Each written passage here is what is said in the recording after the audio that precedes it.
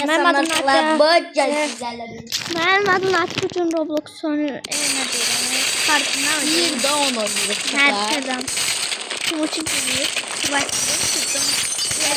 də Bak buna eləmin ha. Kasar oyunu tez oynayacağım. Asla uşaqlarda TR'də oyun yox. Belki üçləyərlər, hardan bildin? Yüşləsələr də öyrənərlər. Ama bunlar oyunu bilmir.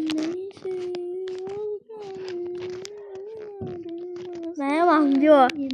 Sən oxumamısan havalı. Dedim ben birinci maçta 15 yaşında tuttum. Ben 60 yaşında. Ama ben onu diyecektim daha. Ne oldu dedi? Ben evi dağıttım. Ben evi dağıttım. Ben de dedim. Kart. Ay dayı bu.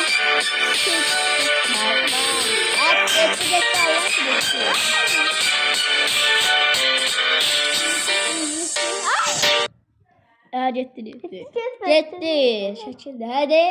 Ha şükür. Daha ettim. Trallero, orkalero, orkala.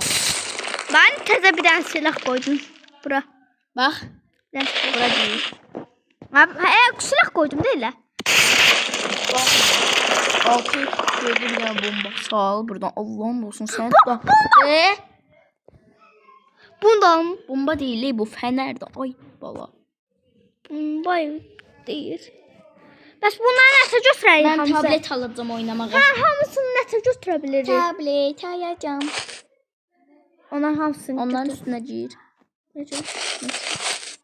Buna basın. Güzel. Hamısını alırsın. Al da kafanızı kaldı. AK 47 bombası kaldı. Ya. Çatırlar ölümü. Ben tablet aldım özüme oynamağa. Bana da göstereceğim. Ya mermi dəşdirim. Mermi şöyle bu cinsler bir dostumla artık TR'den oynuyoruz. Ayda sıxmır.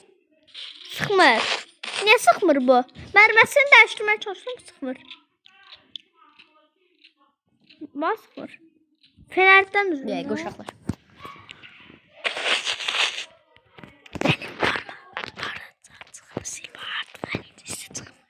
Nə? Açma. Aç Wi-Fi. Avala ver. Wi-Fi değil o. Əlisin çıxır ha burada. Bunu bax belə bağlayırsan artıq əlisin çıxır. Əlim niyə çıxmır? Niyə çıxmır? Çıx indi. İndi baxın görüm bunu bağladım deyə çıxır. AK